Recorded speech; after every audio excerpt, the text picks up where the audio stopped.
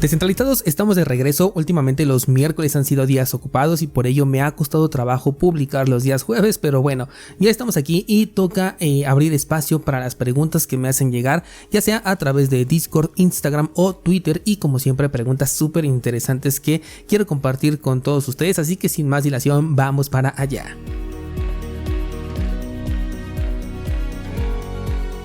Bien, la primera pregunta dice: no puedo ver mi saldo en la cartera Trezor, ¿qué ocurre? Bien, lo más probable no es que esta sea realmente la solución, pero lo más probable cuando ocurre este tipo de casos es que exista un error de conexión entre tu software, en este caso sería la Trezor Suite, con el nodo al que se está conectando.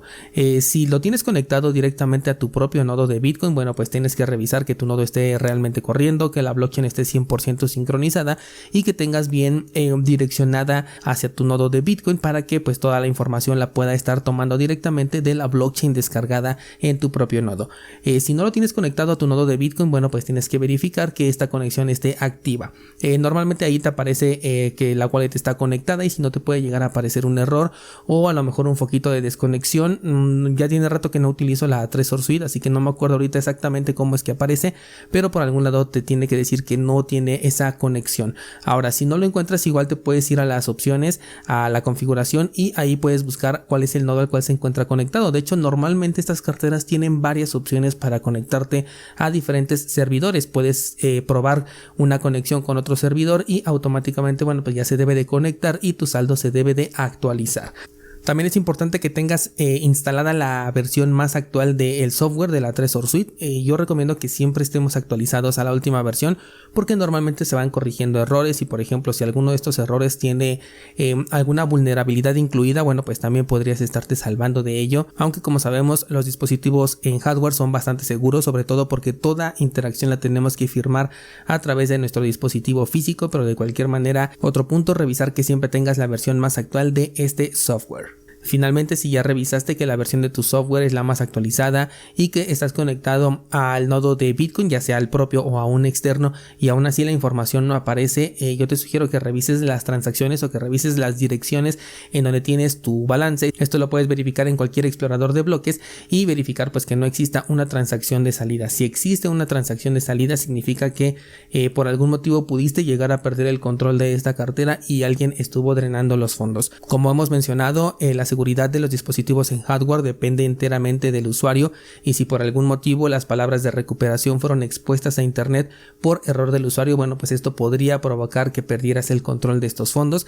Es muy poco probable, siempre que tengas una correcta gestión de tus claves privadas o de tus palabras de recuperación, pero bueno, de cualquier forma, con respecto a la pregunta, pues hay que ir pasando por estos pasos para identificar cuál es el problema. En caso de que la cartera no te permita ver el balance, pero veas que en la blockchain sí se encuentra el balance registrado, que no hay ninguna transacción de salida, bueno, pues entonces quiere decir que se trata de un error interno de Trezor. Podrías simplemente esperar a que se repare este error, probablemente en alguna futura actualización, o a lo mejor directamente ir a sus redes sociales para saber si tienen alguna ventana de actualización o algo por lo cual puede llegar a estar fallando su aplicación en ese momento. Y si tienes alguna urgencia por recuperar estos fondos, bueno, pues podrías hacer el barrido directamente en otra aplicación, como por ejemplo Electrum. Si tienes una cartera Ledger, bueno, pues lo puedes hacer el barrido directamente hacia Ledger, etcétera. No puedes utilizar cualquier otra cartera de Bitcoin que te permita ingresar palabras de recuperación para poder gestionar nuevamente esos fondos. Recuerda que los Bitcoin no existen como una entidad que está depositada dentro de tu cartera en hardware, sino que son parte de un registro comunitario, que es el registro de la blockchain, y únicamente lo que tenemos en nuestras carteras en hardware o incluso en software son las claves privadas, las cuales nos permiten tomar el control y poder hacer transacciones con este balance. Vamos con la siguiente pregunta y bueno, aquí la pregunta es: ¿estás diciendo que no hay que preocuparse por las CBDCs? Esta pregunta viene a raíz de un episodio de la semana pasada, si no me equivoco el de lunes, en donde hablamos de por qué habría que temerles a las CBDC, con este mensaje que nos han dado mucho de que van a incrementar el control y todo ello. En este episodio yo lo que te comentaba es que todas las restricciones que se dicen que van a llegar con las CBDCs ya tienen cavidad en el sistema económico tradicional que manejemos hoy en día. Con nuestras cuentas bancarias ya pueden hacer ese mismo tipo de restricciones. Me refiero a que no puedas gastar una mayor cantidad, de que tengas que gastarte tu dinero antes de determinado tiempo porque si no te lo quitan, de que tengas que mantener un balance mínimo, de que no puedas hacer transacciones con moneda extranjera o que sí las puedas hacer pero hasta cierto límite, incluso de que no puedas hacer transacciones en ciertos momentos del tiempo, por ejemplo, no lo sé, días festivos, sábados y domingos, todas estas restricciones que se le atribuyen a una CBDC para cuando llegue a ser una realidad. La verdad es que ya están implementadas en este momento con el dinero tradicional que manejamos. Yo creo que el único cambio realmente fuerte que tendríamos sería la eliminación del efectivo. De hecho, ahí en el episodio te comentaba que esto sería más sencillo en países que ya están prácticamente acostumbrados a manejar transacciones digitales, pero en aquellos países donde todavía el efectivo es un medio de intercambio de valor bastante utilizado y difícilmente reemplazable porque todavía ni siquiera se tiene la infraestructura a nivel nacional como para poder cambiarlo por una CBDC, bueno, pues ahí tendríamos un poquito más de complicaciones. Pero mi comentario va completamente opuesto a lo que aquí la pregunta nos está diciendo, que es que no hay que preocuparse. Al contrario, yo a lo que me refiero es que hay que tomar estas medidas correctivas desde este momento y no esperarse hasta que salga una CBDC, porque en cualquier momento estas restricciones podrían llegar a ser una realidad. Igual y podemos estar exagerando y a lo mejor nunca pasa, al menos en el lugar en donde vivimos, pero es mejor siempre estar prevenido que lamentarlo cuando ya sea demasiado tarde. Y para ejemplos, pues tenemos bastantes. Por ejemplo, el último que vimos fue el caso de Rusia, ¿no? Que con el tema de toda la guerra, bueno, pues se estuvo bloqueando todo el dinero para los ciudadanos, no lo podían retirar. Entonces ahí es donde ya dices, ya es demasiado tarde y ya no puedes tomar una acción al respecto. Y este es un perfecto ejemplo de que este tipo de restricciones ya pueden ser implementadas en cualquier país. Lo vimos también, por ejemplo, en Afganistán, ¿no? Cuando ocurrió todo lo que es la toma del país, como los bancos igual no te permitían sacar tu dinero. Entonces todas estas restricciones que se le atribuyen a una CBDC para el futuro, en realidad ya se pueden hacer en este momento, y si no están, pues simplemente es porque no lo han querido hacer, pero si te esperas a que ocurra, pues ya sería demasiado tarde. La siguiente pregunta dice, ¿cuántos nodos tiene Bitcoin en este momento activos? Esta es una pregunta que no tiene una respuesta totalmente satisfactoria porque no se puede saber cuántos nodos activos realmente existen, debido a que cada persona puede configurar su nodo como privado y al ser privado no es visible por el público. Sin embargo, lo que podemos hacer en este momento es acudir a la página bitnotes.io. Te voy a dejar el enlace en las notas de este programa para que puedas acceder directamente, y ahí puedes ver un mapa detallado con el número de nodos que están corriendo en este momento. Lo puedes filtrar incluso por país, puedes ver cuáles nodos están directamente en un dispositivo propio, cuáles nodos están alojados también en la nube, etcétera. Aquí puedes ver muchísima información sobre los diferentes nodos. Por ejemplo, en este momento me está apareciendo que tenemos más de 45.900 nodos disponibles.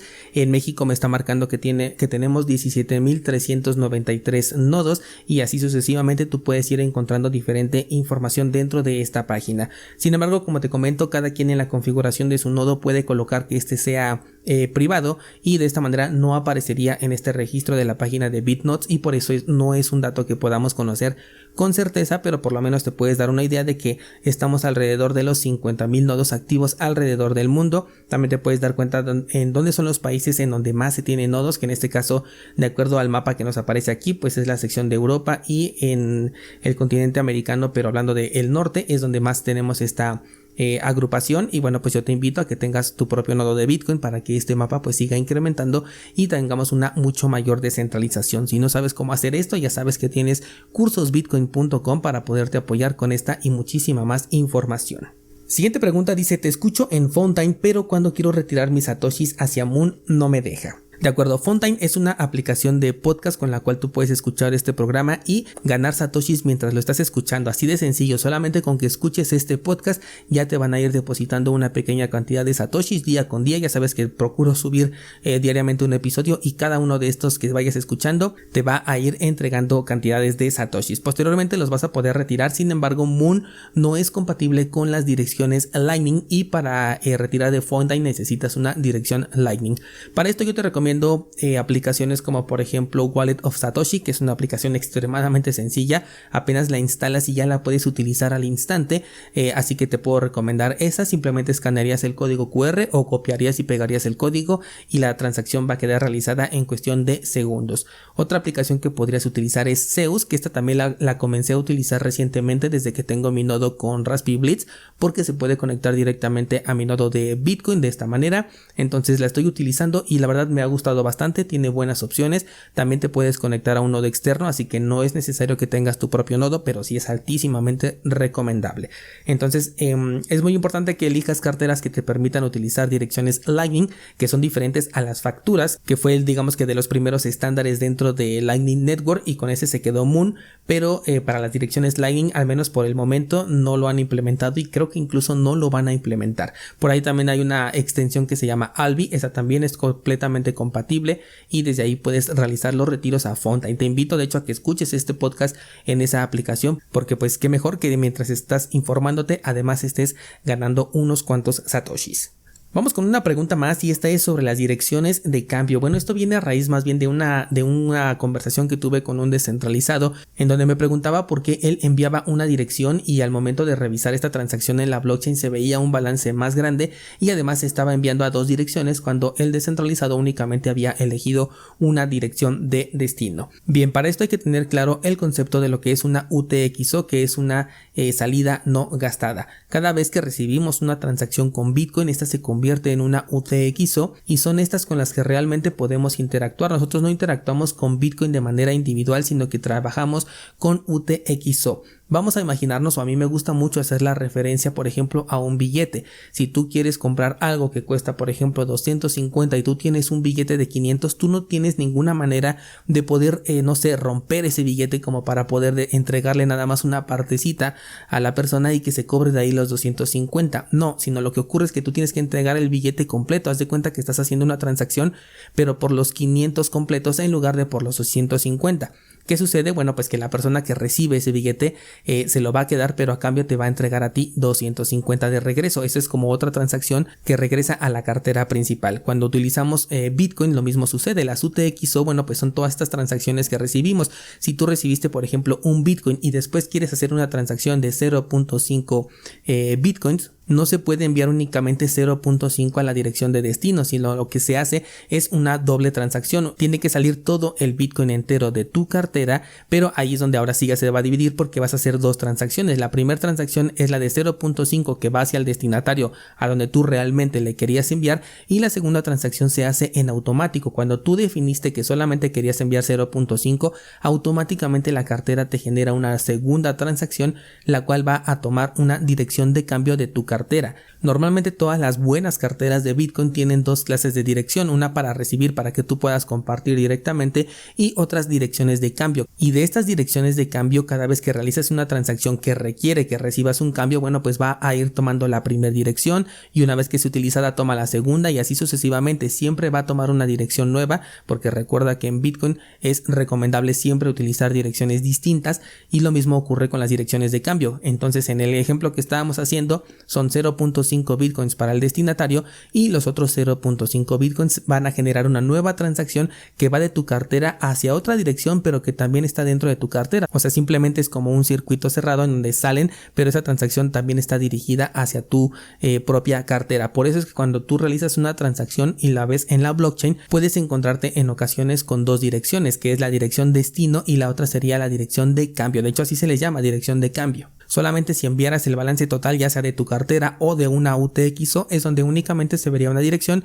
porque no hay ningún cambio que tenga que regresar a tu cartera. Es un poco complicado explicar esto sin tener una ayuda visual, pero si tienes suscripción a cursosbitcoin.com, te recomiendo que pases a checar el curso de aspectos técnicos de Bitcoin, porque ahí te explico todo esto, ahora sí ya con ejemplos visuales, con los que vas a poder entender mejor esta parte. También te recomiendo que aprendas a utilizar o a leer más bien la blockchain de Bitcoin, para que toda esta información, cuando tú ya la veas directamente en cualquier explorador de bloques, la puedas entender y la sepas interpretar de la mejor manera. También hay un curso para esto, el curso de análisis de la blockchain de Bitcoin, y ahí te enseño varias herramientas que yo utilizo, que son muy diferentes entre ellas y cada una más visual que la anterior, en donde puedes conocer un montón de información de cualquier transacción que tú quieras analizar. Te lo súper recomiendo, porque ahí vemos bastantes herramientas muy interesantes. Por último, te recomiendo no solo la cartera de Sparrow Wallet, sino que también cheques este análisis que estoy haciendo ahorita en cursosbitcoin.com sobre Sparrow Wallet, porque esta cartera, algo de lo que me gusta mucho y relacionado con esta pregunta, es que te separa de manera bien visual lo que son las direcciones que tú vas a utilizar para poder recibir de las direcciones de cambio, que igual esas direcciones las puedes utilizar también para recibir, pero si ya te lo estás separando a la cartera en automático, pues me parece mucho mejor que le vayas dando el uso para el que ya está diseñado, porque esta cartera, si tiene una característica principal, es que se preocupa mucho por la privacidad del usuario y por la gestión correcta de los satoshis, permitiéndote el control de absolutamente todo dentro de esta cartera. Y ahí puedes ver muy claramente de manera visual lo que son las direcciones de recepción y las direcciones de cambio. Y bien, pues de esta manera llegamos al final de este episodio de preguntas y respuestas correspondiente al mes de abril. Ya sabes que me puedes hacer llegar tu pregunta a través del grupo de Discord, de Instagram, de Twitter, pero si lo escribes en Discord, pues no solamente yo, sino toda la comunidad de descentralizados te puede ayudar a resolver esta duda, y posteriormente en este tipo de episodios, bueno, pues las compartiré con todos ustedes para que todos podamos seguir aprendiendo. Muchas gracias y hasta mañana.